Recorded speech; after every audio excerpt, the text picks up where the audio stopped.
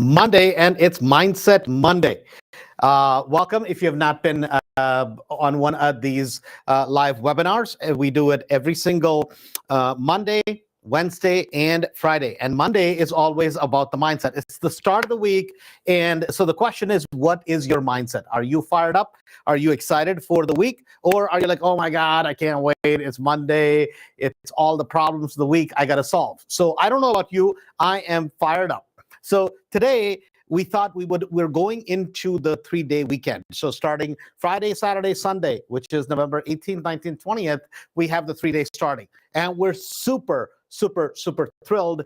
As I get started, I want to just kind of say that someone from Mastery, Rich Schmull, I just found out, he passed away in the last day or so. Rich was a dear friend and somebody who was a huge supporter of Mastery. So if you're from Mastery, you're attending as a way of paying respect to Rich and his family on Friday at 6:30.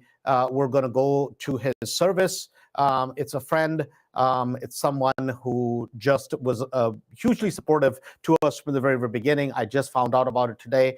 So that's something that was off the top of my mind. So before we get started, I just wanted to remind you.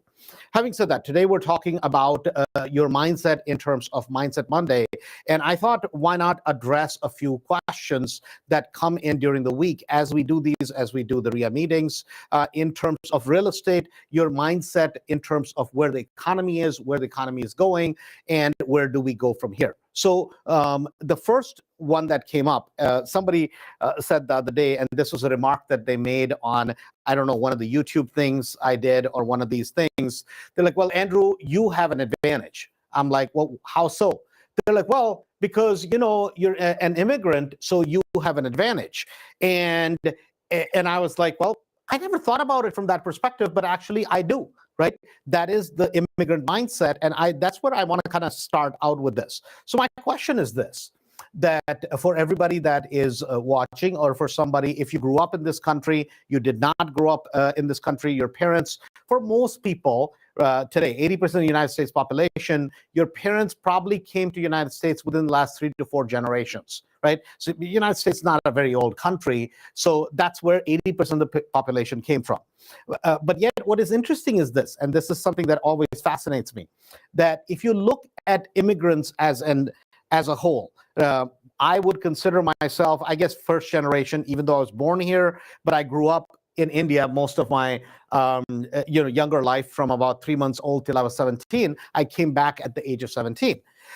So virtually I grew up in India, but my parents came to the United States to finish their their residencies as surgeons, and that's why I was fortunate to be born in this country. But my question is this, right? When we talk about mindset, right? Think about why do immigrants come to America? See, immigrants come to America not because they want to leave their families behind, not because they don't like their families back home, right? Not because they don't care about their loved ones and families, right? They come to America because they're seeking an opportunity, right?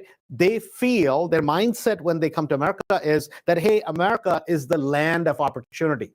Right? So they come to America not speaking the language in a lot of cases, not necessarily clearly understanding the system, right? They come to America with one thing, with ambition and with drive that we're going to succeed. They succeed in America not because they know the culture, not because necessarily they fit in. A lot of times they're awkward. A lot of times they have heavy accents. A lot of times, right? They're not quite a part of society yet. Gradually over time, certainly they end up doing better. If you look at statistically, right, the first generation of immigrants and the second generation of immigrants that basically follow their kids, they end up statistically making more money than people who were born and raised here. I'm talking about statistically overall, right? And why is that? It's because of one thing. It's because of their mindset is that they don't have any more options, right? They came to this country, they came with the hope and prayer, maybe to support a family back home. They came because this is their only last hope and prayer. And then guess what? Their mindset is, hey, it doesn't matter what comes, hell or high water, we have to succeed. And the reason they succeed is not because statistically all the odds are with them. They succeed in spite of all the odds. And they succeed because of one reason, is because of mindset, right? And you ask any immigrant, and they'll say the exact same thing, that, hey, guess what? That we had to succeed. We had no other options. And so this person that said, Andrew, you have an advantage. I clearly have an advantage because I have seen what exists on the other side. Even today, right? India is much more prosperous than it ever was in history. Yet when I go back and I look at the lack of and what opportunity that we have every single time I go back, I mean, I'm happy to be back to America. Why?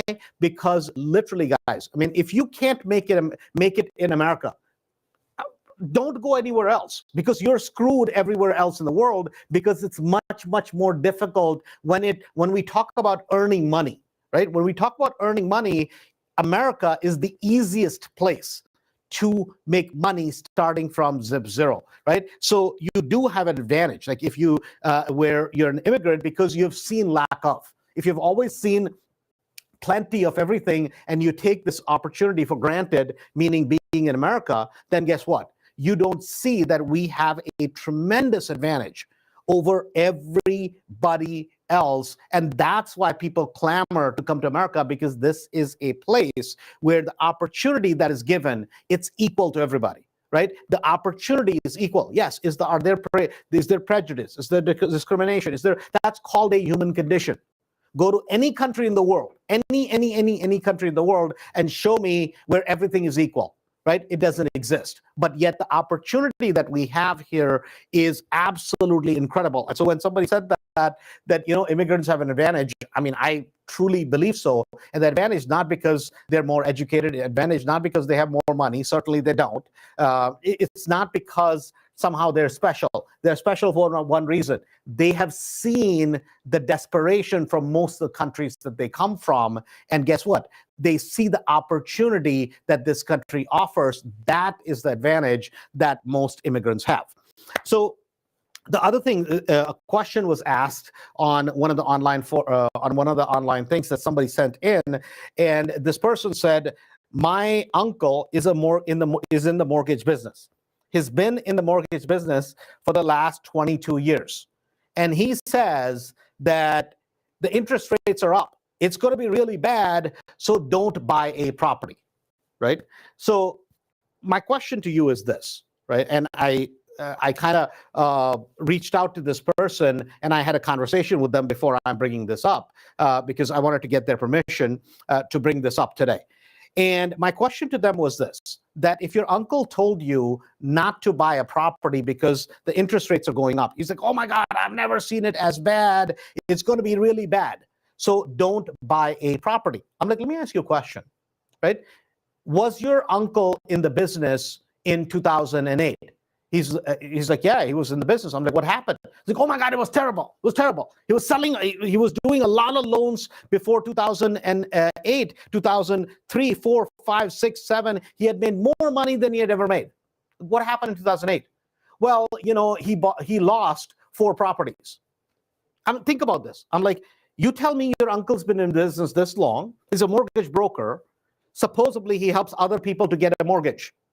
And he overpaid for properties in 2008. That's the only reason why he lost properties. Does he own any properties? No. He said he's never buying real estate. Good. So now you're going to take advice from your uncle, quote unquote, that is in the mortgage business, that clearly does not understand real estate 101. And now you're going to let him dictate your future. My question is, do you want the net worth that your uncle has? See, if you don't want the net worth that your uncle has, you don't want a repeat of history that your uncle does, do exactly opposite what your uncle does, and I guarantee you will succeed.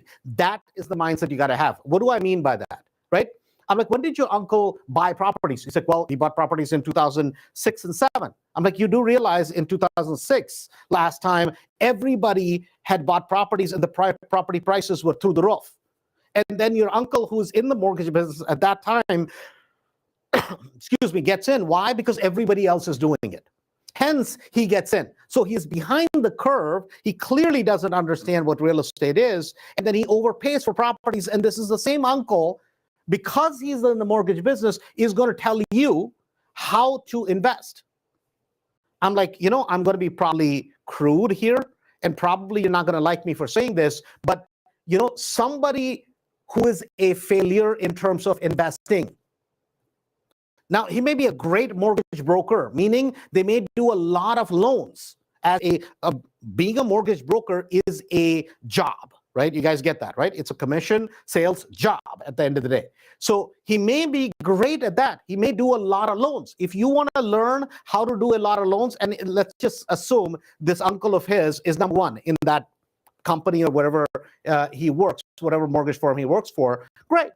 You can go ask him how to underwrite a lot of loans or how to get a lot of business from realtors, from other business to get referrals. It's great. Take that advice. But certainly do not take advice from your uncle on how to invest, because how many properties does your uncle own? How many paid off properties did your uncle have? Right? And what I mean by that is this. See, if the tree does not bear the fruit that it talks about, then do not take that advice. Meaning, who are you going to ask how to be a multimillionaire? Somebody who's in debt?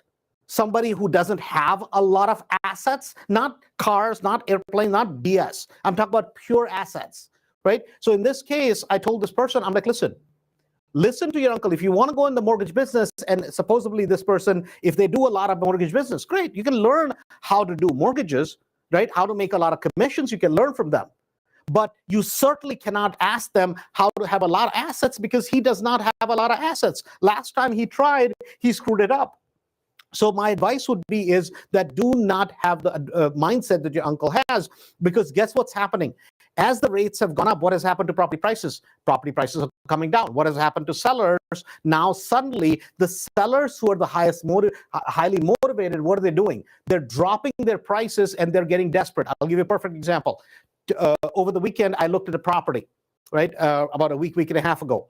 The property is listed for $370,000. I walk into the open house and I tell the agent, I'm like, hey, listen, your seller has this property overpriced because property needs a lot of work. Nobody's going to buy it. She's like, but Andrew, at this location, and I'm not going to mention the location because I'm working on the price right now. Once it gets worked out, we'll let you know. So I'm like, listen, if I make an offer on the property, I would love to buy this property, but my offer is going to be at least $100,000 or less. Like, oh, no, it's been really busy today at the open house, and we think we're going to sell it. I'm like, great. If you don't, please let me know. I would love to make an offer at the right price. Guess what today? From 370, where's the price today? The price today, within a week, is at 330. Right? I made an offer on that same property less than $100,000 on the same property. Now, they may say yes, they may say no, it's okay. But guess what my mindset is? I want the property at the right price, regardless of where the interest rates are. The question is not where is the market. You and I cannot control the market. All we can control is our actions as they relate to the market. The crazier the market, the more I'm going to beat up the sellers. It's just that simple, right? My mindset is, see, come heck or high water, I have to win. Come heck or high water, if you want to win, guess what you're going to do? You're going to take the actions, you're going to do the things that are necessary to win in those market conditions. That's the mindset that you have to have, because guess what? Or you can have the other mindset. Well, oh my God, the market is bad.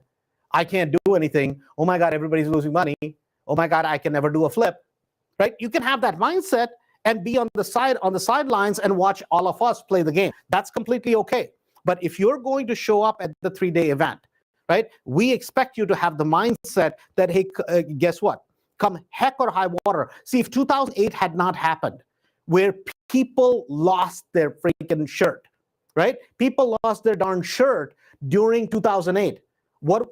I would have never started investing because I would have never had that mindset. And I believe if you look at anybody who's highly successful, they do what is called an 180-degree theory, meaning do exactly the opposite of the crowd, right? Because guess what? 95 to 96% of people in the United States, right? They are broke. That's just a fact of life, statistical fact. So if you do exactly opposite of people who are in that bracket, what do people do? When was everybody buying Bitcoin? When it was crazy high. Why? Because everybody else is doing it.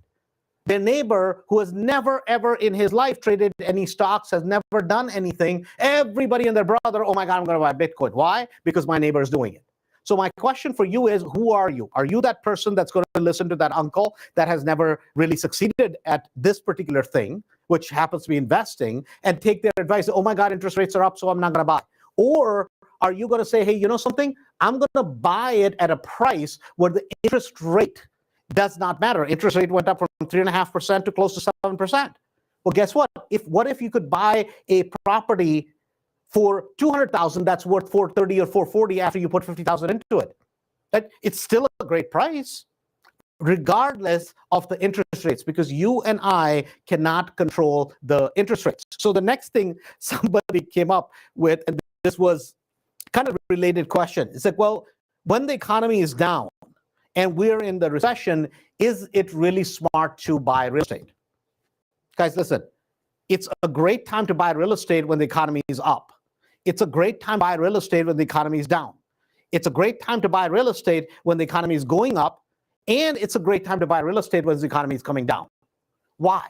Because, see, we're not retail people, right? We're not looking, if I'm looking to buy a house for me to live in, and I want to live in a perfect location, and I want to live in this particular school district, I want to live all these conditions I have. Either I'm going to have to wait for a long time and keep making offers, because my geographic area is very, very, very small, till that perfect house comes up at a really, really, really good price where I can beat up the seller, right? That's not the case when we're investing. When we're investing, we're looking in a large area. We're just looking for the right properties that make the most amount of money, right? If the goal is that we want certain areas and we want to make the most amount of money, so I'm buying properties at a discount. When the market is high, I'm buying for a discount. When the market's low, I'm still buying it for a discount. In fact, in a low market, meaning when the general mood of the market is low, I am getting bigger discounts. Why? Because everybody is feeling, oh my God, interest rates are going up. Now we're going to go into winter. Well, next year they're going to still have the interest rates up, right? They're not going to lower their interest rates that quickly. So now everybody has realized, hey, we are quarter over quarter, we are in a recession. Well, guess what happens? That's the seller's mindset. That's the agent's mindset. That's the loan officer's mindset. Everybody's thinking that. That's when you can beat up, right? What do they say, right? You get the best deals when there's blood in the water, meaning that there are problems, perceived problems. We went from a place earlier in the year, meaning in January, February, last December, we went from a place where everybody was all hyper, meaning everybody was making offers and multiple offers on every single property. People are offering 30, 40, 50,000 over. Today, they're offering 30, 40, 50, 100,000 below the market. So it's not whether the market is going up, whether the market is coming down, whether the market's at the top. If you're buying at a discount of 30, 40, 50% of the market doesn't really matter, because what you're doing is you're discounting it and you're buying the properties as a huge discount as an investor. Investment does not mean buying something at retail value, right? That is called stupid. So when I buy a car, what do? I buy it at retail value because I'm a retail customer, but not when I buy real estate. When I'm buying real estate, I'm buying it at a deep, deep, deep discount. That's where I make money. You may have heard the phrase, which is you make money when you buy and not when you sell. Right? When you sell, you just collect your returns. So today, as we buy in today's market, guess what we're doing? We're beating up the sellers every single time. Why? Because the market lets us do that.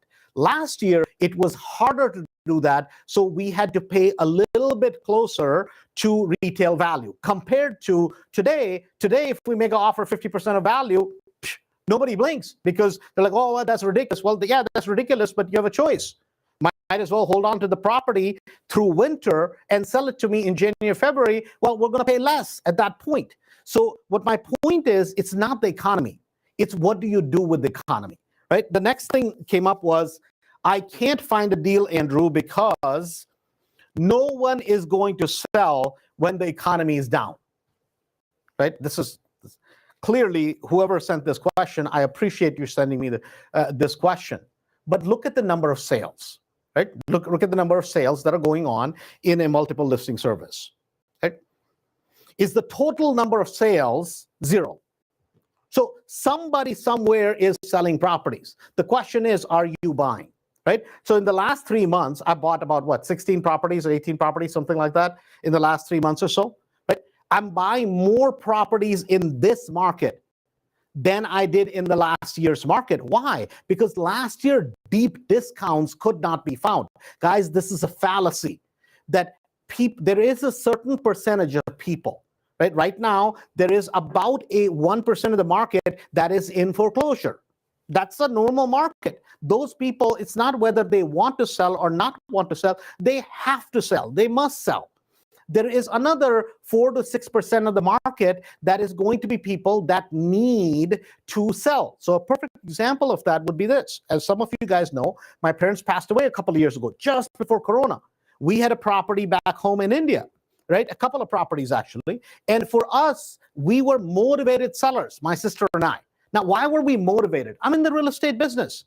Did I need that money here? No, I did not. But I wanted to get rid of that property. It's a property that was built with a lot of love and a lot of care by my parents, right? It's not that we wanted to get rid of the property.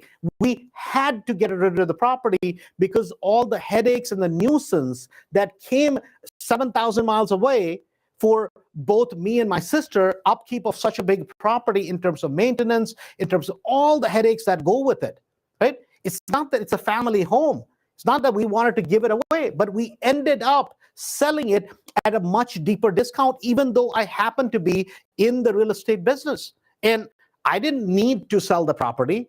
My sister did not need the money. But what was happening was every single day, every single month, every single year that the property sat on the market and it was vacant, it came with a lot of headaches. The upkeep, the money part of it was not the big deal in terms of how much it costs to upkeep with it. But there were people that were taking care of the property, some of the caretakers of the property. They have problems. They're fighting. The cops are showing up at that property, and it's my parents' property. And it's a headache that I did not want. So what was I? I was a motivated seller. What was that? That was a probate deal, or it was a deal where both parties that lived in that there passed away. And so the kids, meaning me and my sister. And there are thousands and thousands and thousands of these properties. Now, if that property was in Chicago, right, I would have moved in. Why? Because a beautiful big house. Why not?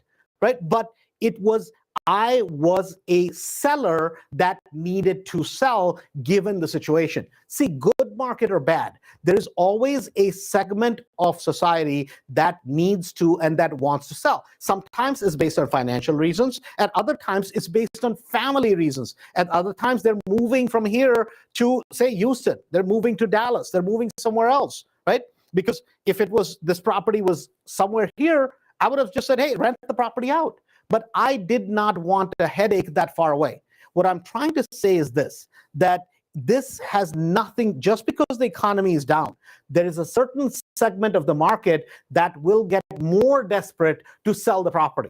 So good deals will come. The question is not whether there are good deals. The question is, do you know where to look, right? Do you know where to look? People in Main Street are buying properties every single day of the week, right? They're doubling down, meaning they're becoming more and more and more focused and more passionate about finding properties at better and better deals. Why? Because the market is down. That means you are entitled to better quality deals if you know how to do it. The next thing about mindset is, well, somebody made this statement. They're like, well, but Andrew, easy for you to say, but you need money to make money. So it's a very fair statement, right? My question is this, right? You look at anybody that is a average person who has become a multimillionaire or millionaire, or people who are the Jeff Bezos of the world, of the the Elon Musks of the world, and all these successful people we hear about, right? Go back and look at any of them. You really think they started with money? Right? See, most people, if you look at the average entrepreneur, people who have made it, right? And mind you, I'm the first one to admit, for every 1,000 entrepreneurs that make it, there's another 100,000 that do not. People who you hear about, because people who you hear about are the success stories, right? Are the people who make it. But the reality is this: it's much easier to make your second million than it is to make your first million. That's 100% the truth, no question. But the statement that you need money to make money, then guess what would happen? Most real estate, 99.9% of real estate millionaires, people who invest in the stock market, people who do anything, none of them would be millionaires if the fact was that, well, you need money to make money.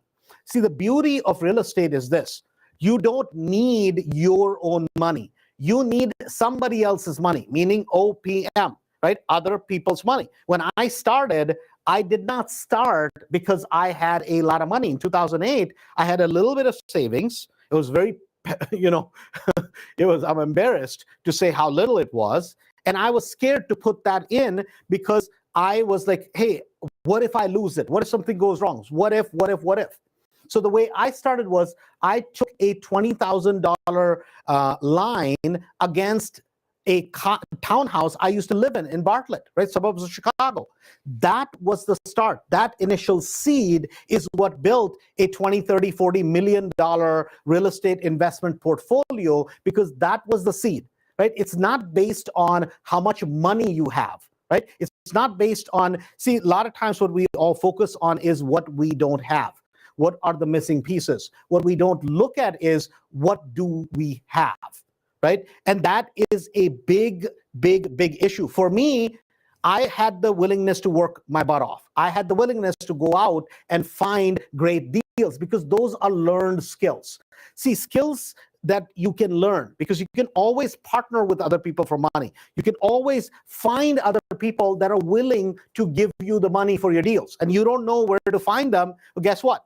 Show up, andrewholmesevents.com. Show up there this coming Friday, right? Saturday, Sunday. And you'll meet, literally, when I say hundreds of people that are doing loans to brand spanking new people.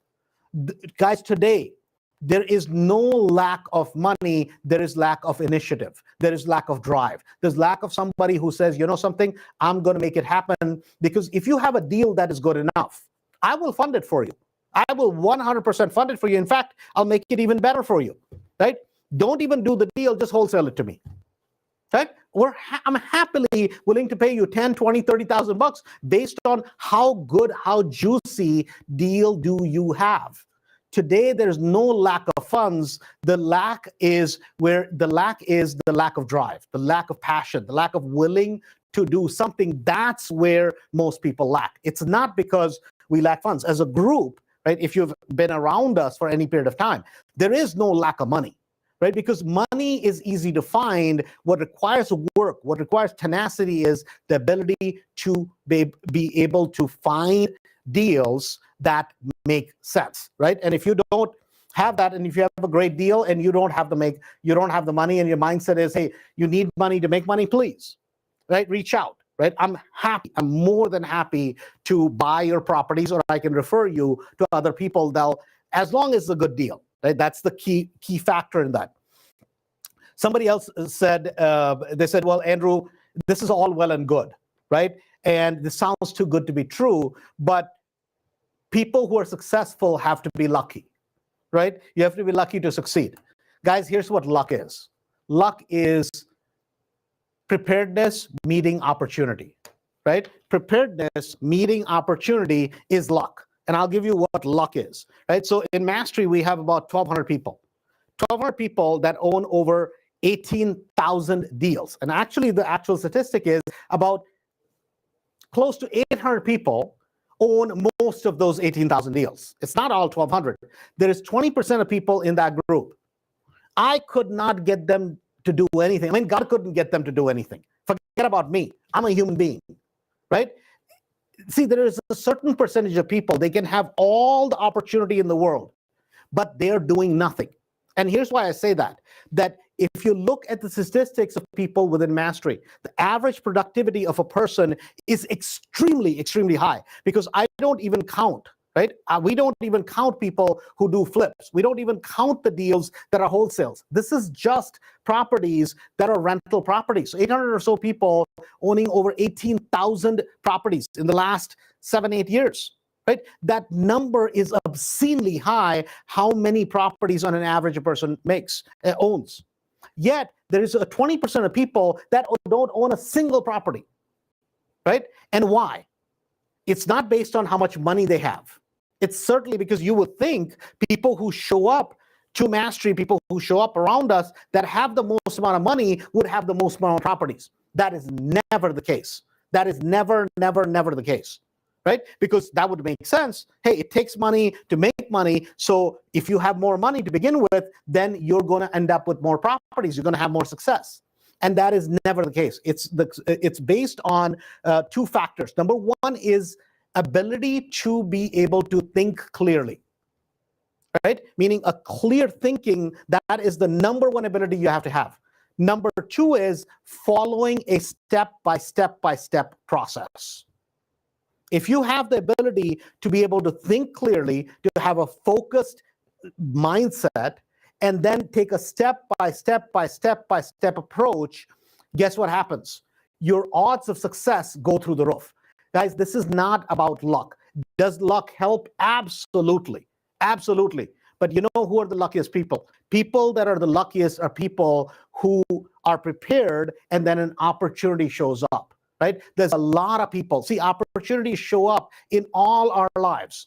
And all of us miss opportunities because at that time, we are not prepared to take advantage of it. Right? I wanted to invest since the age of 19 years old. And when I was 19 in college, I quit college. And I quit college because I wanted to invest in real estate. Unfortunately, at that time, I was not prepared. Even though I had a huge passion, I had a huge drive, I would write down goals, I would listen to all kinds of motivational things all the time. It took me till the age of 32, right? In the worst market that was there in the history of real estate was in 2008. Guess what? There was an opportunity that showed up, which was a bad market. And I, at that time, was mentally prepared to take advantage of it, right? It wasn't because it was the perfect market. If it was the perfect market, I would have started investing in 2012 and invested all the way through to this January. Because that's when, from 2012 to this January, is when we saw the largest single rise in real estate prices. I started 4 years before that, even when the market was coming right down. But yet every time, each year over year over year, I was building wealth. Why? Because that was, you can say, well, Andrew, you were just lucky. No, I wasn't lucky in 2008. I wasn't lucky in 2009. I wasn't lucky in 2010. I wasn't lucky in 2011. See, I was just prepared, and there was an opportunity that I was able to take advantage of. And over time, now when you look back, and you look back for the last 10 years, 11 years, 12 years, 14 years, now it seems, oh my God, you were lucky because so many properties you bought for 20, 30, 40, 50, 60,000 bucks, $80,000 that today are worth 250, 300, 400, 500,000 bucks, right? That is luck. Luck is simply that you're prepared, and that meets an opportunistic time in your life, right? And at 19, 20, 21, 22, 23, 24, it literally took me, right? I mean, if you call it a slow start, I don't know what you call from 19 until 30. And I was selling real estate, mind you. And each year, my goal was, I'm going to start investing. I'm going to start investing. I'm going to start investing. And it took me that long, right? Guys, it is not about luck. It's about one thing. It's about, are you prepared, and are you ready to take advantage of the next opportunity. One of the biggest opportunities is right here and right now as the interest rates have gone up, because guess what it does? It opens up a chasm, and every time there is blood in the streets, there is havoc in the market, there are huge opportunities. The question is, do you know how to take advantage of them, right? The next thing was somebody else said, well, Andrew, new people don't have a chance because investors like you, meaning me, will get all the deals. I mean, this is one of those classic things that I hear all the time, right? That, well, how do you think it's fair for new people, or how do you think, guys, listen, since the beginning of time, everybody's always been saying, oh, it's too late, right? In 2008, it was too late. Why? Because we'd been through 2005 and 6 and 7 where prices have gone high. And 2008, 9, 10, 11, and 12, the prices were coming straight down. So it was supposed to be too late, right? I was new in terms of investing, yet because there were people who had been doing that, had made all this money. And people told me, they're like, oh, you were not in the business at the right time. After 2002 to 2006, that was the right time. No, you know when is the right time? The right time is when you are ready. See, when the student is ready, a teacher will appear, right? When the student is ready, a teacher will appear. The fact of life is a teacher, a mentor, somebody who can take you by the hand is always out there in every field. The question is, are you ready? It has nothing to do with if you're new. We all started at some place. If you look at the real estate market, if I go back and look at Mastery, from 2008 till 2012, I mean, I was desperately doing deals, building. 2012, I started doing Mastery. 2012 all the way to 2016, right? Every single person that came in, they didn't explode in terms of their growth. Yet people who got into Mastery 2016, 17, 18, 19, 20, I mean, they've absolutely taken off at a pace which is incredible. Now, there's a host of reasons behind it. Mastery's grown to a point where there's a lot of people doing lending within Mastery, right? That's one reason. Other reason is the market cooperated. There's a lot of other factors that come into this. And so if anybody's thinking, oh my God, I'm new, I'm just getting in, I'm not going to find any deals. Guys, a deal doesn't go to me because I have been in the business for a long time. I end up with a deal because I do more digging. The question is not whether you're a veteran in the business or you're brand new, right? I'll give you a perfect example. About a month ago, somebody called me from the RIA, and they called me because they'd been at the 3-day. And they literally called me because they found a deal somewhere in the Midway area, and they're like, Andrew, I found a deal. I think this is a great property. I don't know what to do with it. I'm like, okay, great. I'm like, well, what do you think you can get the deal for? They're like, well, I can get it for $100,000. I'm like, listen, man, in all honesty, that house completely fixed up is worth about $315 or so, even in today's market. It's worth about $315. So if you can actually get it for $100,000, if I were you, this is just me, right? If I were you, I would borrow the money from somebody, from private money. They're like, well, I'm not in Mastery. I'm like, okay, that's fine. It's okay. Still, if I were you, I would basically scrounge and find a private money lender, or I would find a hard money lender. I would go to National RE Invest and National RE Funding and get the money. And I would not give up that deal if you're getting it really for 100. This person goes, they're like, well, I really don't want to do it because I'm scared. I'm not in a position to do it. I'm like, what about partnering up with somebody? You bring in the deal, partner up with somebody for the funds, let them do the rehab, split the profit 50-50. If this is done correctly, I guarantee you this house can be rehabbed for 50, 55, 60,000 bucks. You're going to be in the deal for about 160. And on the back end, I guarantee you, you guys will make close to 100,000, if not 110. If you just don't manage to completely screw it up, you will make about 100,000. You take 50,000, give them 50,000. Well, no, I really don't want to do it. Okay, great. I'm like, would you like to wholesale it to me? It's like, yeah, I'd rather just wholesale it. So I ended up paying him $130,000 for a property he got, and he didn't even get it under contract. He just thought it was a deal. I got it under contract, right? I paid him 30,000 bucks for me to be able to make $120,000 with that same property, right? About 100,000, I should say, not 120, because I'm going to have some selling expenses. So we fixed it for about $45,000 to $47,000, and guess what? There is a huge spread even in today's market, right? So there are deals to be had. The question is, do you know how to find them? It has nothing. This was a person that's brand new, doesn't even own a house. This was a property where he's renting. It just happens to be he knows that the property's been vacant for about 3 years and the neighbor had passed away. And the relatives just were not taking care of the property, were not paying the taxes, and they were going to lose the property to a tax sale. And hence, he ended up contacting them. They're like, yeah, if you have somebody that can buy it, we'll get rid of it, right? It's that simple. Had nothing to do with he was brand new or that I was experienced. I'm not the one who found the property. He's the one who found the property. Why? Because he was digging for more opportunity. Guys, the question is this, right?